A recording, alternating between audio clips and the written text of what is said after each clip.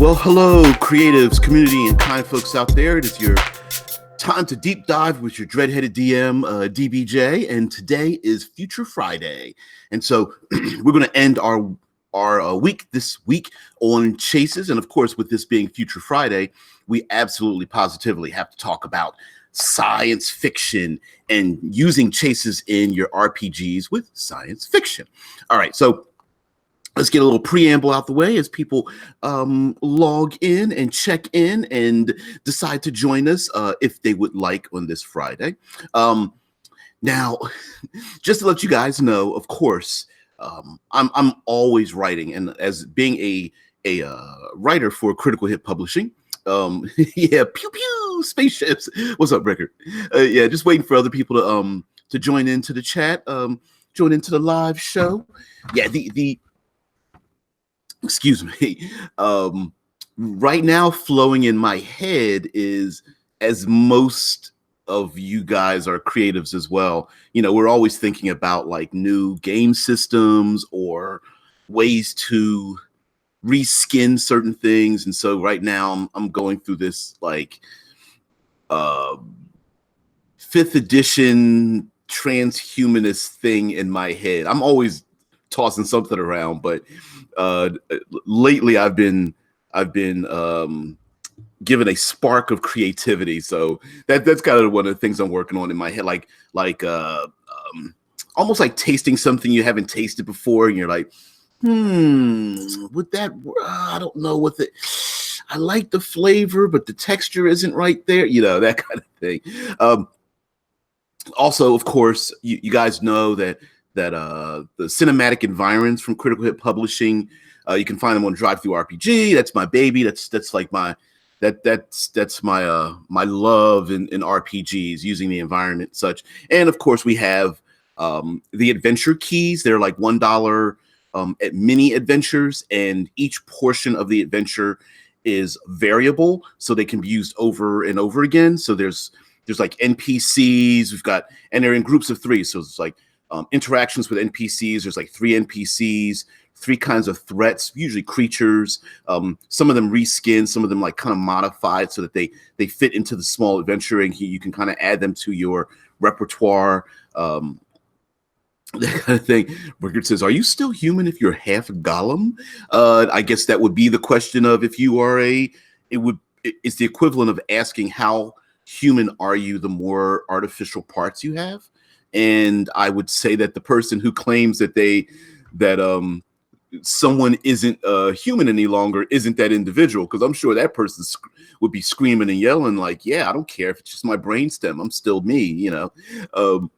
But yeah, check out the adventure keys. They're $1 a piece. We've got 8 or 9 available, and they are released on the D6th and D20th of each month.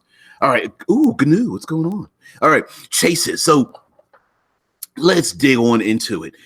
You know as well as I do that one of the main things in science fiction covers a huge swath. But if there's starships of any type, the smaller they are, the greater chance they're going to end up in some kind of intergalactic, you know, space travel chase or something like that. And we're going to talk about different types of science fiction chases as well, even time travel, interdimensional chases, short-term versus long-term chases. But let's get into a classic, right? So a classic would be Star Wars, the Millennium Falcon, constantly getting chased. And one of the elements, of course, in a chase is to have obstacles. So it's not just a matter of like outrunning something, but it is outmaneuvering them, outpacing them, outsmarting many of those chases, as well as the fact that in science fiction we have things where the more personal the chase is, the greater chance you have of really cool scenes or obstacles. For example, the speeder bike chase in Return of the Jedi, right? It's the speeder bike chase through the woods, and the fact that speeder bike chase was so fast. I don't know how any normal human from our time would ever be able to maneuver through up and down and over and through all those tree limbs and stuff. But sweet, right? I mean, just thinking about that kind of racing and speeding and stuff is awesome. And so there is nothing stopping you from doing that. Basically, just take all of your hell. I'm constantly that third pillar Thursday is all about using the third pillar of exploration. Take any of those environments, whether it's mountains or jungles, swamps, deserts, and all those kind of things. Take those, slap a sci-fi blanket over top of it, and you have yourself anything from deserts and sandstorms and dipping and diving over sand dunes and extreme heat and being blinded by the sun. Quicksand and all those kind of things. Maybe there's a land vehicle and you're racing across the desert and you have to watch out for those things. Broken land, racing in and out of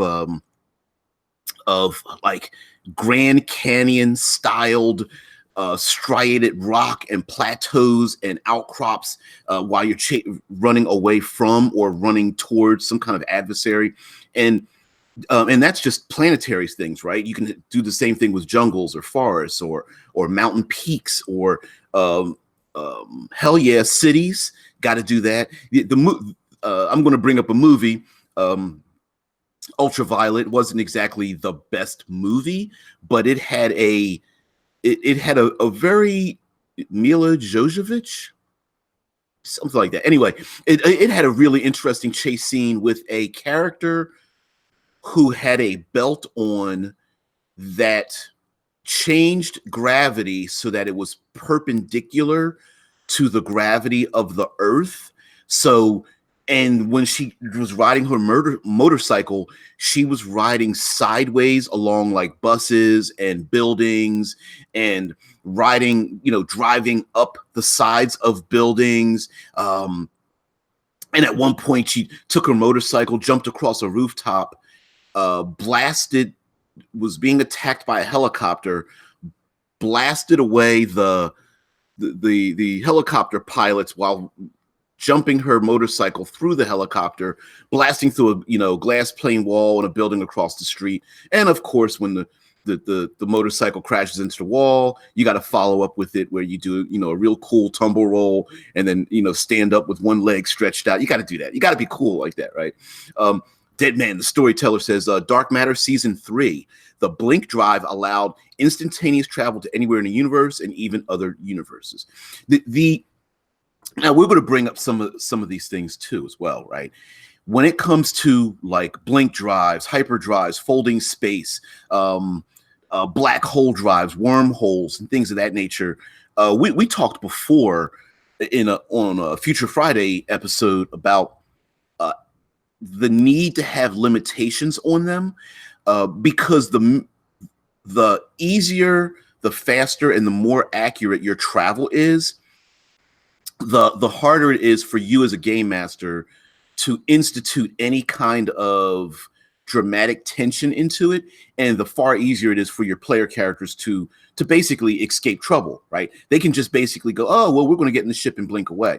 So one of the things when it comes to air quotes instantaneous travel is navigation, and you can come up with any kind of pseudo scientific reasons for why navigation isn't easy. For example, you have to plot your way up past stars and nebula and planetary sources so you don't slam into them. So that's one possibility. Like there's a time limit before you can jump into hyperdrive or star drive or Hawking space or whatever you want to call it, that the PCs might be chased by the enemy, and so they're being chased, and they're plotting the navigation takes a certain amount of time, whether it's rolling a die and that's how many rounds it's going to take you, to getting a number of skill checks or what have you, right?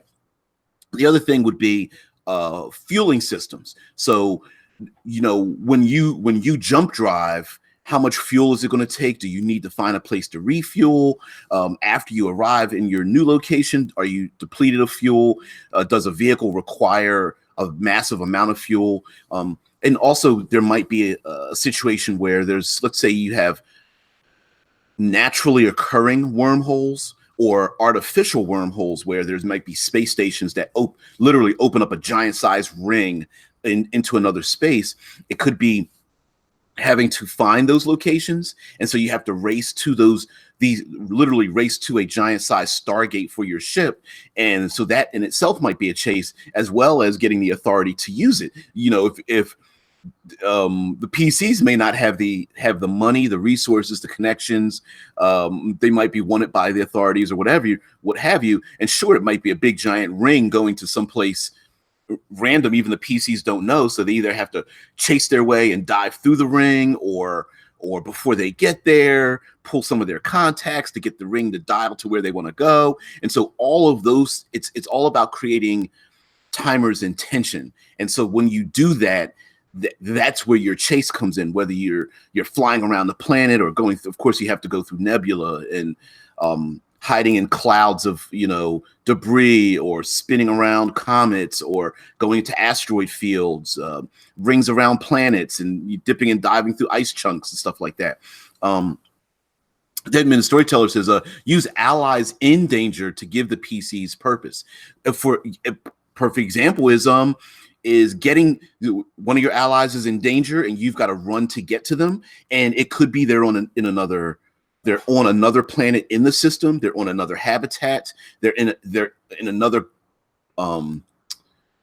solar system completely. And so you get a message, and now you have to run to get to them before they're in danger, or before they're killed or hurt or threatened, or someone's going to take them away and fly through a wormhole, and you want to get there first. Any number of things.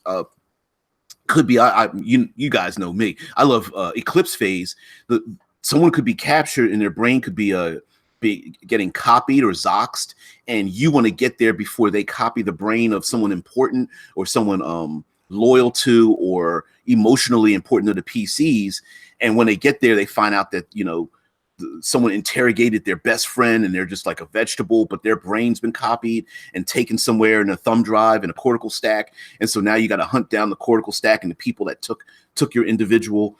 That could be interesting as well. So not only just chasing away from something, chasing towards something as well. A star goes supernova, or there's a quasar or neutron star or something, and there are people trapped on a habitat or a planet or something, or the PCs are on the planet themselves, and someone sets off a doomsday device, or an alien race comes in, and that's how they wipe out life, and sending these big waves of gamma radiation across the solar system. And so the PCs have to escape this the impending doom of planet buster machines, right? Someone shoots a beam down on the planet and goes to bust the planet, and of course you've got to get in your starship and go for it, pilot your way out and run for it.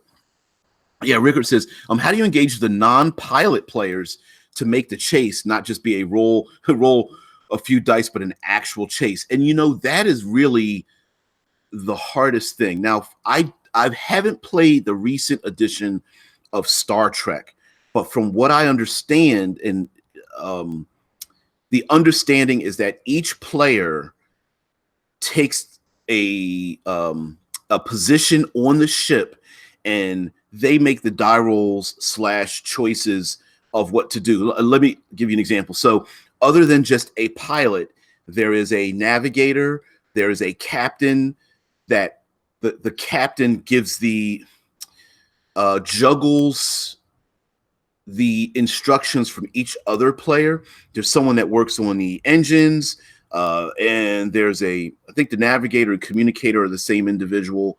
And there's of course someone's on weapons. All right, so yeah, and damage control too. Tesla Ranger says damage control, gunners, medics, right? And then so assign each player to be a part of that, and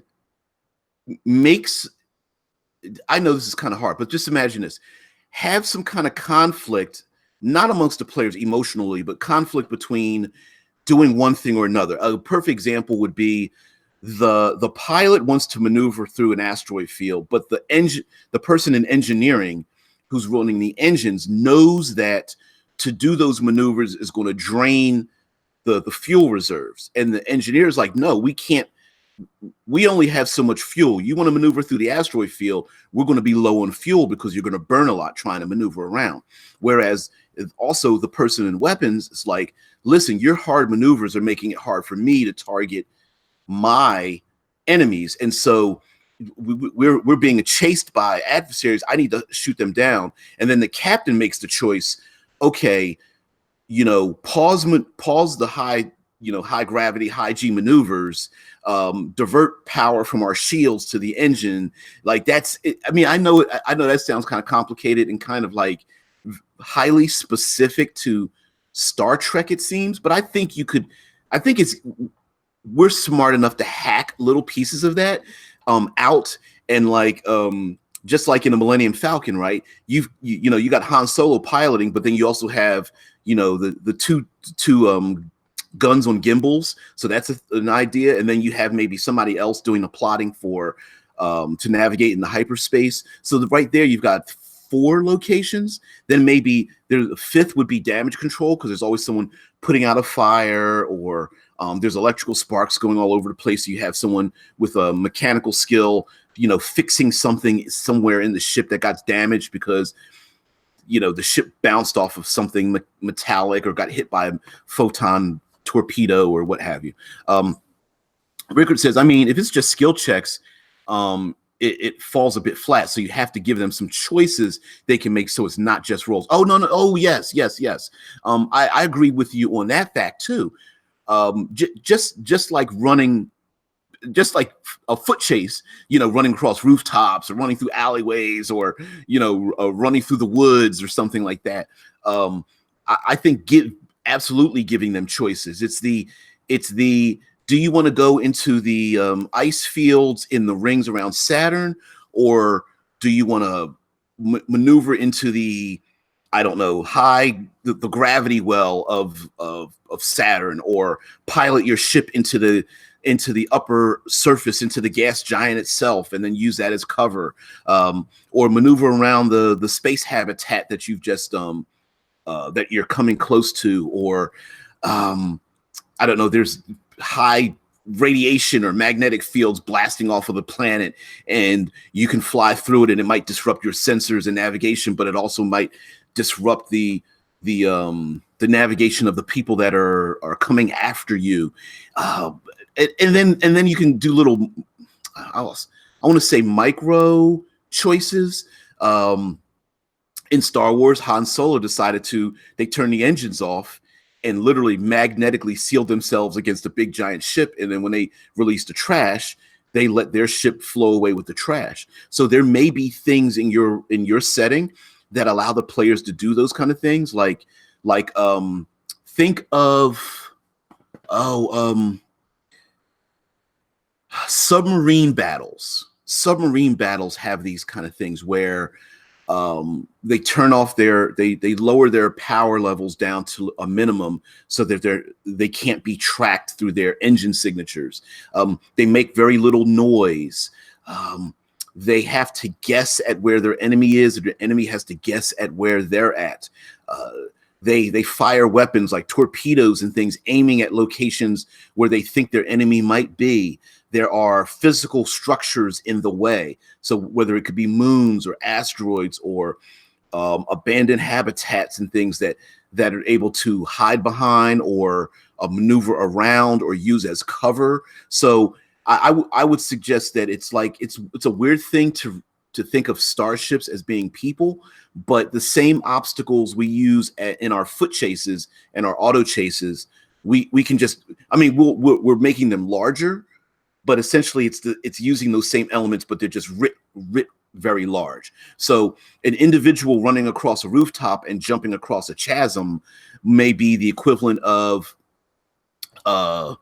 solar flares, or I don't know, the planet Io or Europa or something blasts volcanic ice and rock into the sky, and you're maneuvering your starship through the geyser, as opposed to running across the ground and you're maneuvering around flaming geysers from a volcano, and your PCs are running around it and hoping that the enemy comes behind them and gets blasted as well. I'm not making myself very clear, but in my head I'm imagining like like I would probably take like a note paper or 3x5 card or something and just write down a bunch of things that you think you might want to use one day.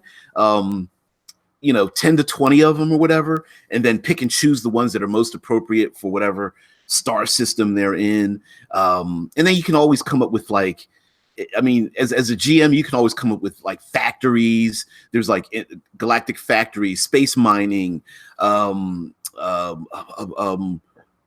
would you call it? Like gypsy starships, with like a ton of starships all together, clustered together, flowing through space, military out barracks and things. Star Wars makes a perfect backdrop because there's always like there's always the enemy, right? There's always the Empire around, and so that makes just a really cool. Oh, you're flying off the planet, and they alert the authorities, and they chase you again.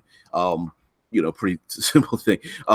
Rickard says maybe you could have the shield officer get to choose between where the shields are focused, or if they want to try and overcharge the shields to cover both sides. Absolutely. And he goes on to say, and have that be a round-to-round decision to give them agency in the moment-to-moment part of the chase. Not only do I agree with you, I think you could actually extrapolate that out to other PCs, whether it comes to the engines. Maybe there's like the main engines, there's maneuver thrusters. I'm making this off the top of my head, right? You've got your main engines that go from star system to star system. You got your hyperdrive, right? That's where you just blast off at light speed, or wormholing it, or folding space, whatever. You have your maneuver jets. You have maybe your ion engines that are faster than your maneuvers, slower than your intergalactic engines, but like somewhere in the middle. And then the PC can that character or player character can choose between putting less power for the maneuvers because it uses less power, but we need to go faster, so and then have them make that choice, just like the shields. That's a classic thing where we imagine shields being like a big orb or like skin energy field that's semi-invisible that's around the ship. But if you have to maneuver your shields around the ship and you're being blasted at from both sides, or maneuvering through an asteroid field, the shields are good against one side of the ship you're being shot at by lasers or something. But if you're going through an asteroid field, you want shields to protect all sides of the ship from being pinged around. And it could be a matter of like, okay, this round I'm going to drop the shields from us being attacked, and the pilot's going to maneuver through the star field. So I'm going to put the shields to the front so we can blast through some of the rocky outcrops, just so that we don't get hurt. Whatever, balance it that way, and then give them some choices. I think, Rickard, I absolutely agree with you that putting choice in the player's hand is your best thing. A, when bad things happen, you don't get blamed for it as the GM, and B, giving them agency is just a great thing, because then you can sit back and fold your arms like, yeah, I got this. I made this great adventure, this encounter and stuff. This is sweet. Rickard says trying to give them too many choices and little time to choose, so they get the stress factor of the chase. Yeah, but exactly. Sal says, yeah, but who likes being stressed? Stress is a good tool. What are you talking about? Stress is awesome. Rickard says also, sorry for writing so much. You're writing so much because you, like the rest of us, are just like, the chat is a poor method of communicating what you're thinking and feeling. I think I'm getting you. I hope so. To communicate with anybody else out there who ends up seeing this video, it's just the idea of like you said, it's not just die rolls, right? It's the stress of making the die rolls and hoping that you made the right choice in this particular situation. Like, you're on a starship, the person who's controlling the shields is like, okay, they're shooting at us from behind. We need shields to protect us from space debris. The captain's talking about maneuvering us into the upper atmosphere, and we're gonna surf across the upper atmosphere, whatnot, and hope that our enemies get pulled into the gravity well. But if we burn out our shields too early, we can't do the we can't do the rock skipping maneuver, but if I drop the shields from behind us, we could get shot before we even get to the rock skipping maneuver. And so those choices, I think, are awesome because there's no right choice. It's my opinion about the environment, right? It's a puzzle, but the answer, there's no true answer because the situation can change moment by moment. You could put a whole brand new set of players in that same exact situation and the puzzle answer changes. So you're just creating problems, not answers. Rickard and Zala going back and forth. It says it's a chase though. It doesn't feel like there's a time moment to it. Does it feel like if there's no time moment to it, doesn't feel like it matters? And Azala says, I don't know. I think there's a way to do it without giving your players a panic attack. Well, I'm going to friendly disagree with you, Azala. I think the idea of worrying that I don't know about a real panic attack. I know we're joking around, but being extra dramatic with what we're talking about. But I like the idea of stress. I think what's the game? The game Dread, using the Jenga tower, the tumbling tower, right?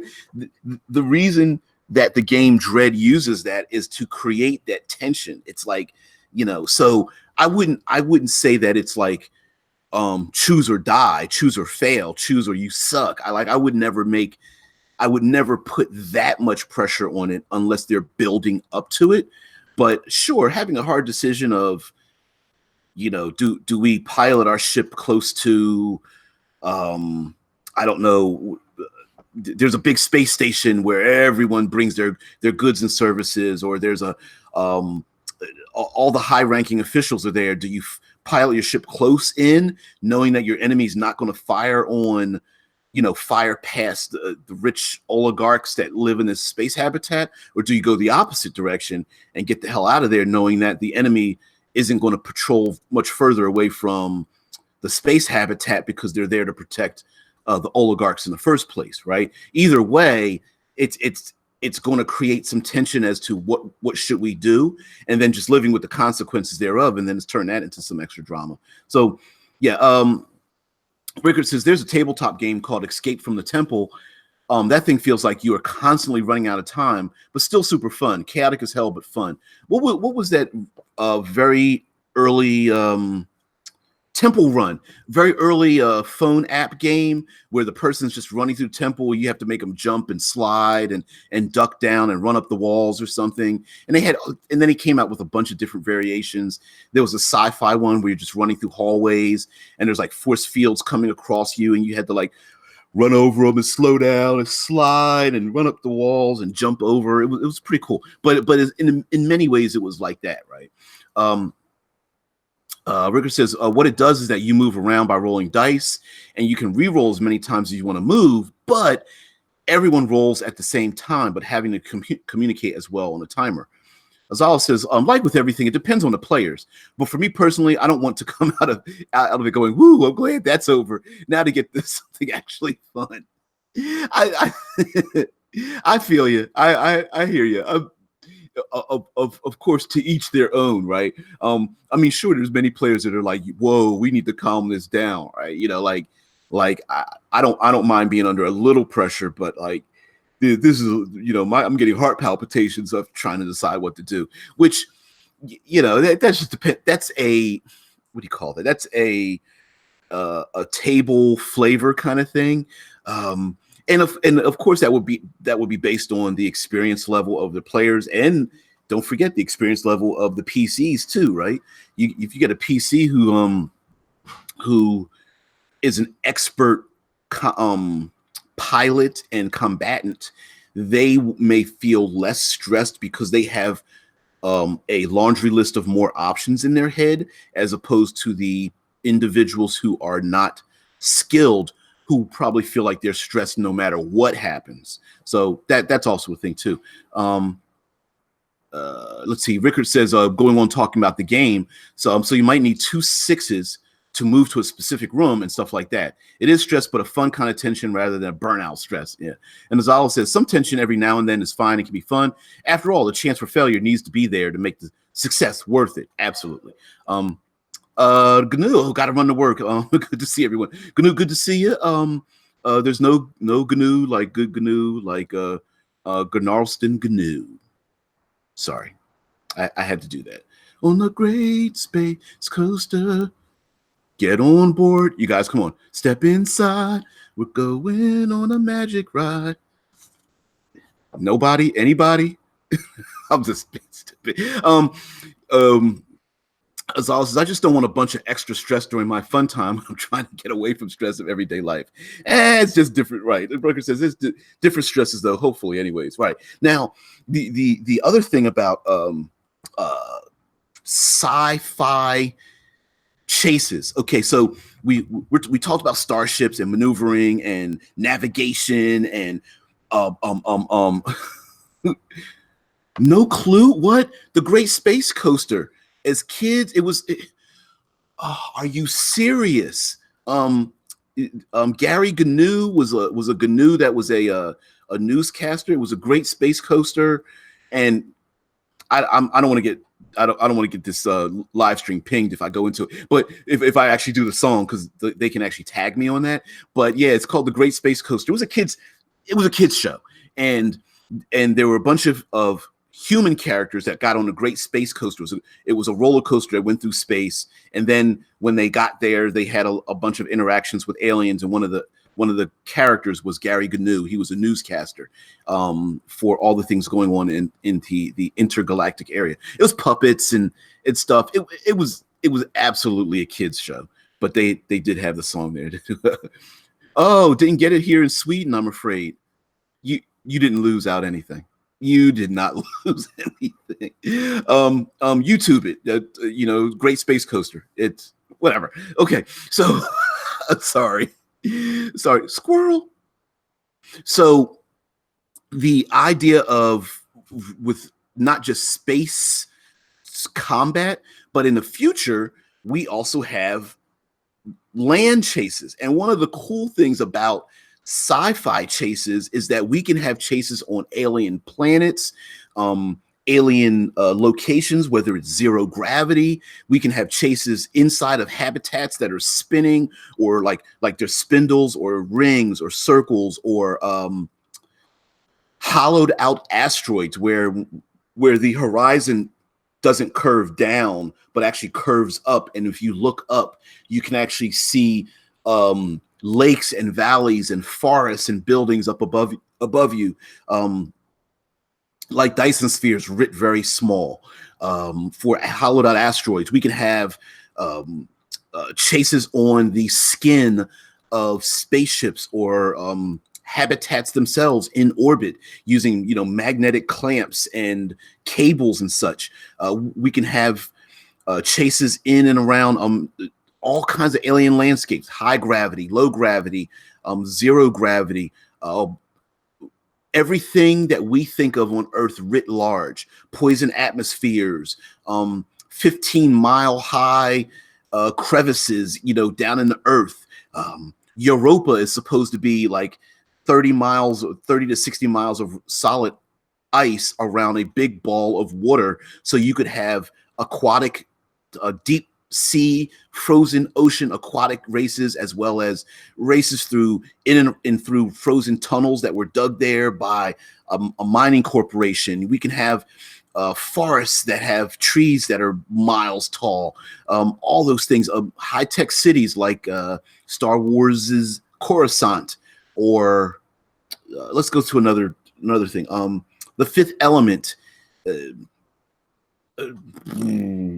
Corbin Dallas driving his taxi through a major metropolitan city, and we always think of those mega cities where the buildings are hundreds of stories or more tall, and they're connected by pathways, and there's floating aerodyne automobiles, whether they're anti-gravity or magnetic, doesn't really matter, but they're floating through space. So you can have chases in and around and through, from building to building, across walkways. Of course, the walkways don't have handrails for some reason. I don't know why that's a thing. Someone needs to contact safety for that kind of thing. But you can have those kind of chases down through pneumatic tubes that take you from like one habitat that's connected to another habitat through pneumatic tubes, and you're like shooting through the tubes or whatnot.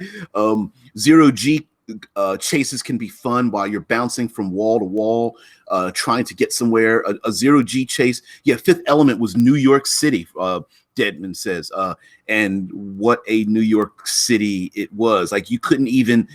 It was so bad you couldn't see the ground because it was so misty. Because everyone lived above like the fog level or smog level or whatnot, and having those kind of chases would be cool too. Like the bottom 10 to 20 levels of a city could like really be like nasty, almost nasty, gritty cyberpunk. Like if you're poor, that's where you live. If you don't have any money, that's where you live, and then everybody else lives above.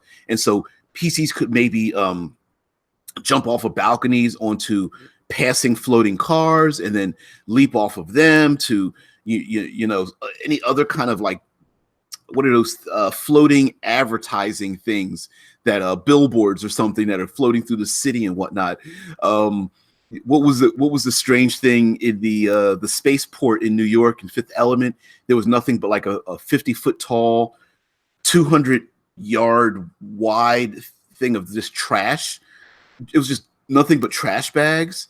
And it was like no one mentioned it, but it was just sitting there. Like you can have all kinds of weird things. And then of course you have yourselves robots, construction, like non-humanoid robots, construction robots, automated vehicles on highways, multi-tiered highways moving at extreme speeds that are, 5 lanes, 12 lanes, 18 lanes wide.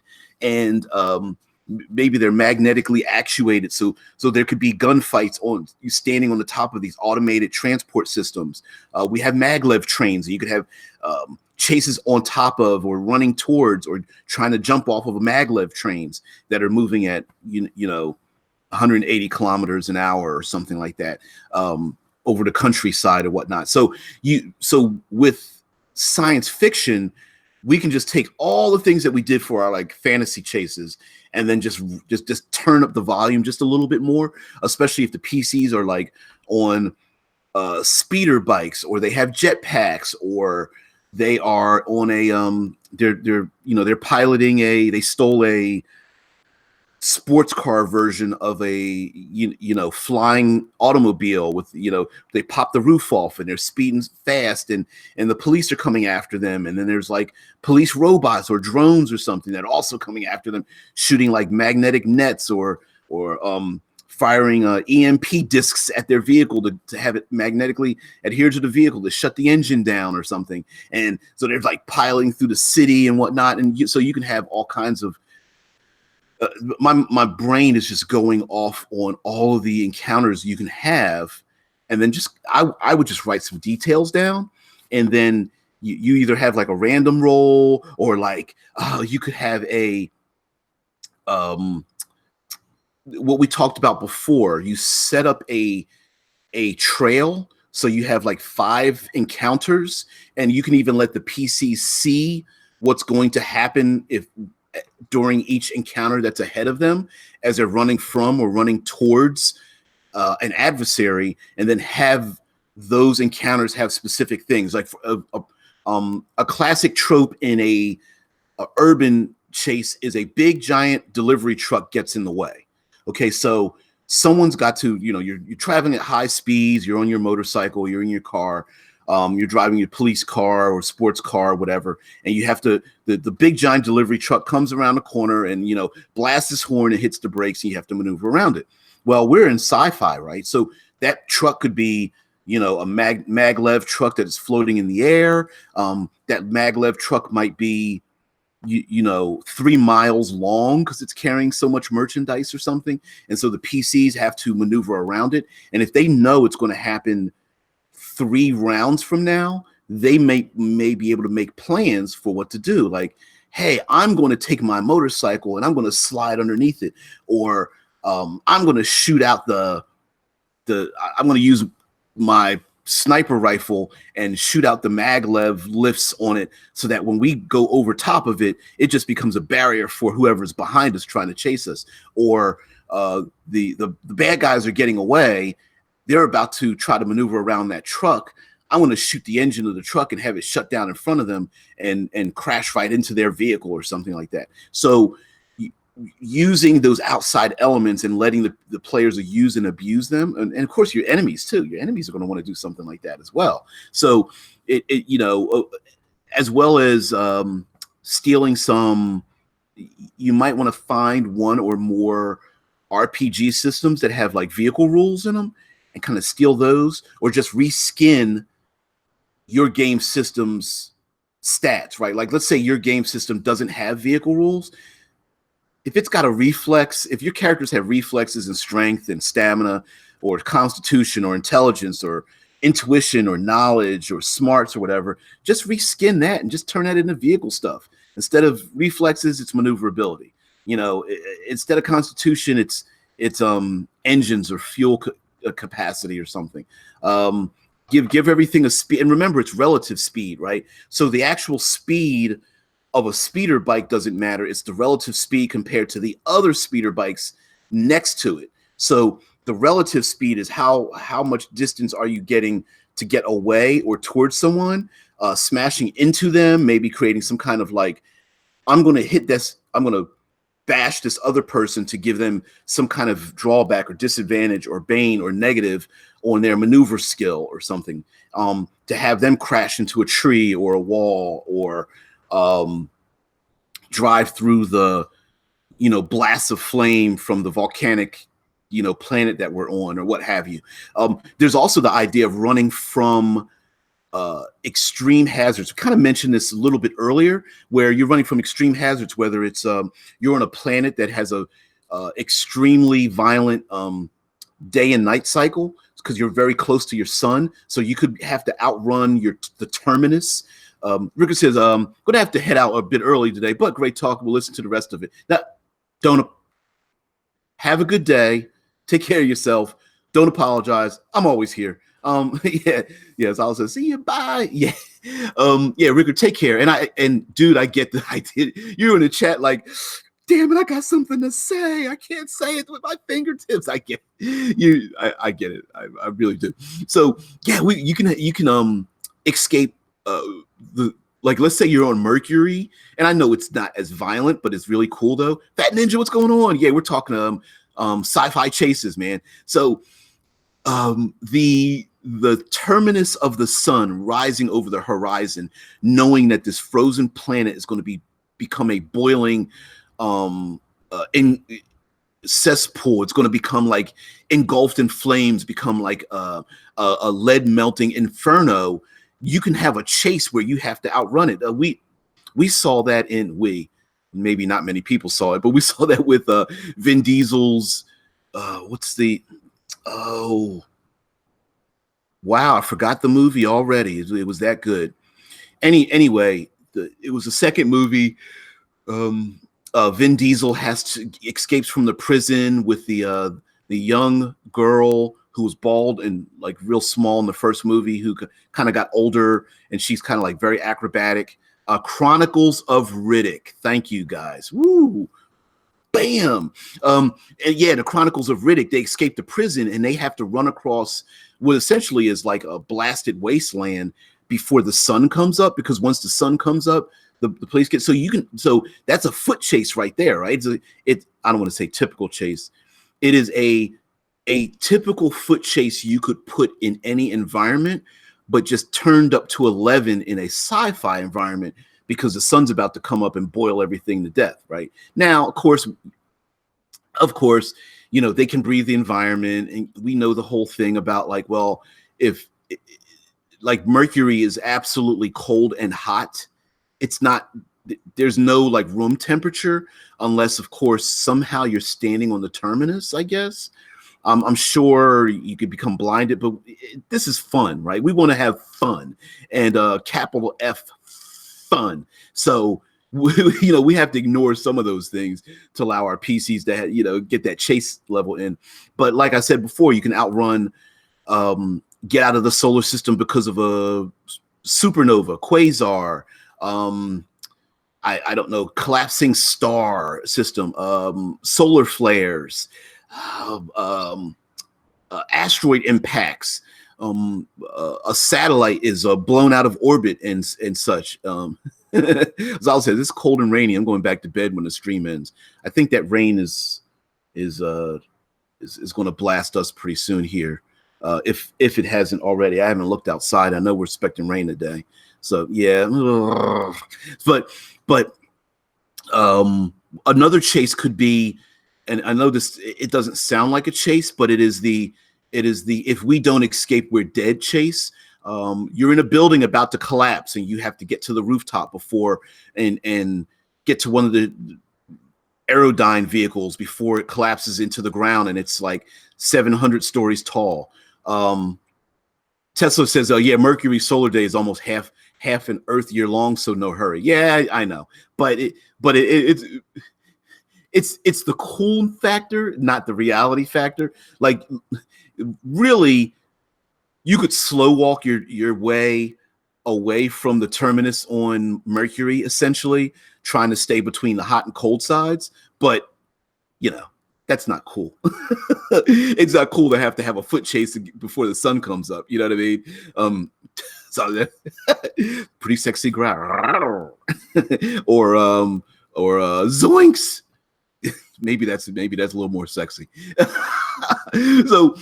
So we have ourselves, you can escape from a habitat being knocked out of orbit and falling into Tesla says, "I know it's the concept, just don't use Mercury." Yeah. Oh yeah, you got to go someplace else, right? I get it. I'm pulling the closest thing to reality we have. Although, well, I guess they did it in Chronicles of Riddick, and that wasn't Mercury, so whatever. Prison Planet, that kind of thing.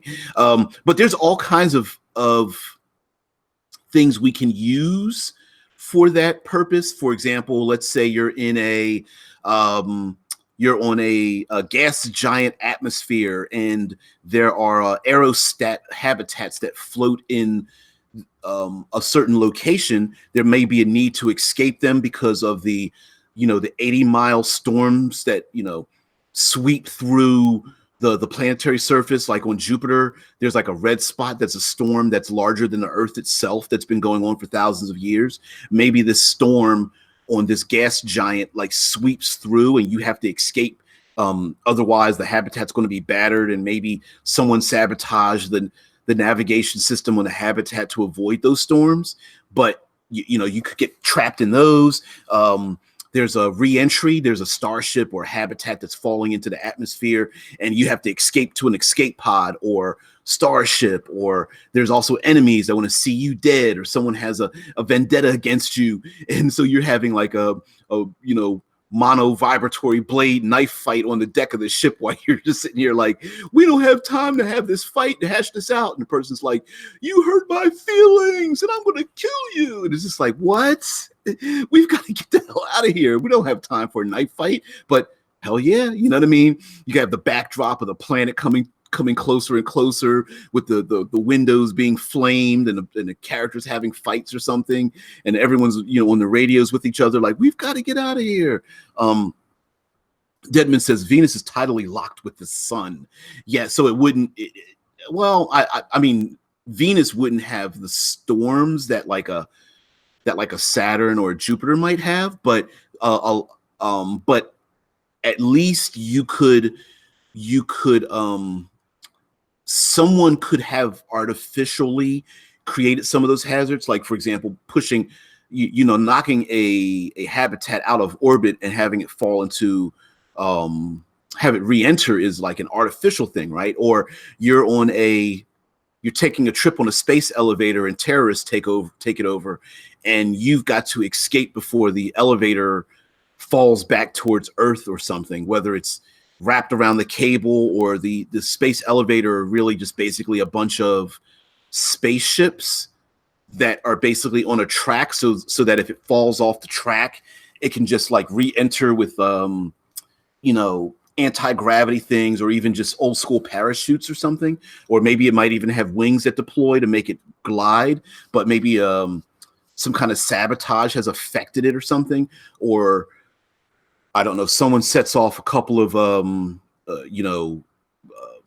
suitcase bombs that explode the space cable, and the space cable starts whipping around the planet or something, and you've got to get the hell off of it before the cable like slams into 350 miles of ocean or something. So there could be chases where it's not a chase to get to someone or away from someone, but it's really a chase to get away from something, whether there's huge magnetic storms. You're on Mars, and the sandstorms on Mars are starting to kick up, and they last about 3 or 4 years, and you've got to pack up your crap and get the hell out of there before basically just becomes zero visibility or something. And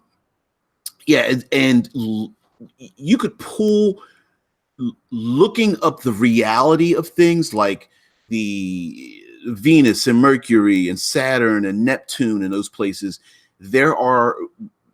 We don't think about it in terms of cinematic fuel, but there are many things that are hazards in space anyway, and we can mine those things for our sci-fi chases. So, for example, I believe like Neptune doesn't spin like a top; it's like on its side, so it's very difficult to get into a geosynchronous orbit around it. So therefore, it might be far more dangerous to try to like lock the ship in with that planet. So there may be, you can have yourself some skill rolls to maneuver around a planet, to dock with other ships that might be under. Is that Uranus? I thought it was Neptune that was really tilted. Uranus is tilted on its side, kind of. Yeah, I mean, there's so many things, and then the fact is that in a sci-fi setting, we don't know what other things are out there. Meaning, like, someone could take a moon or a small asteroid, because there's asteroids out there that are like the size of our moon or close to it. Someone could take one of those and push it and use that as their own habitat, and put it into a weird kind of orbit around the sun or orbit around a planet. We don't know how large there are megastructures, right? Like the biggest megastructure we know in some of our movies are like Dyson spheres, and in Star Trek we saw one, and of course the Death Star is a big giant megastructure. So there may be giant megastructures in whether it's this solar system or external solar systems that may have a dramatic effect on like navigation around things, whether maybe the PCs have to slingshot themselves around the gravity well of like Jupiter or the sun, and that might be dangerous in and of itself in a chase to get somewhere or to get to someplace. Yeah, Hazal's this bunch of nerds. Yeah, hell yeah. And the thing is it's using for me, it's using the information not to shut down the incredible things, but taking those and then twisting them into a more using it as flavor, right? I mean, sure, we could play the game of interplanetary colonization, but the more realistic we're doing it, the more it becomes math and die rolls and science class versus like versus high energy, mono swords and laser blasts and rail guns and cyborg weapons and things like that. Like, we really want to, I mean, if you want to make it fun with a capital F, yeah, you're going to have to put some of the science. It's like, you're going to have to put that aside. I mean, in general, like, well, just because of the money, gravity, there's an anti-gravity thing on the ship and we're done. You know what I mean? Because it's far too expensive and hard to have people in like harnesses all the time and trying to film and like trying to create artificial gravity in your trying to make a television show or movie. So we always like hand wave the gravity thing, but that's a big deal.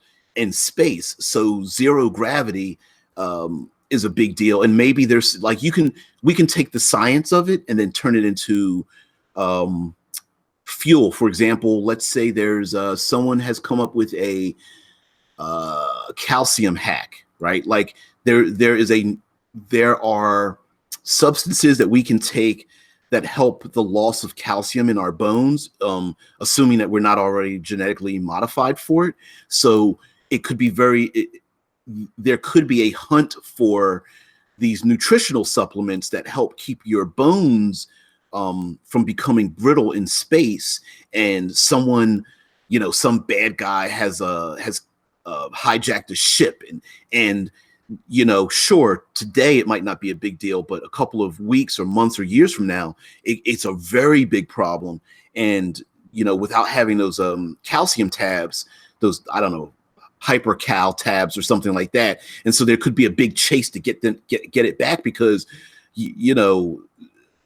society's going to shut down. The economy is going to break down for that. Or let's say solar flare goes off, high energy radiation is going to come through. We have a lot of artificial beings running around. They're all going to have to take shelter.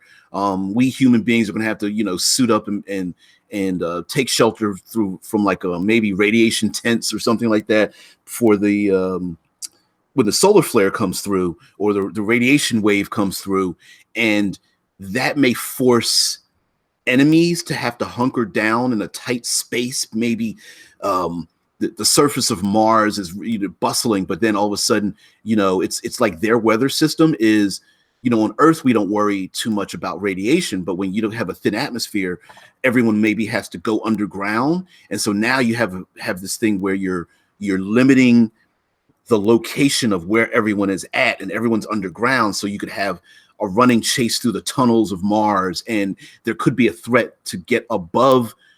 The threat could be going on the surface of the high radiation, and someone could try to lead the PCs up to the surface, or maybe the PCs want to lead the enemy onto the surface, and that could be a big battle in itself, running across the surface of Mars where no one is there, and they're being bombarded by heavy radiation. Rickard says, had the type as I heard about the cal tabs encounter with calcium elevation tabs, or Cal-L tabs. Hey, Cal-L took quite a few Cal-L tabs to make him as strong as he is. Yeah,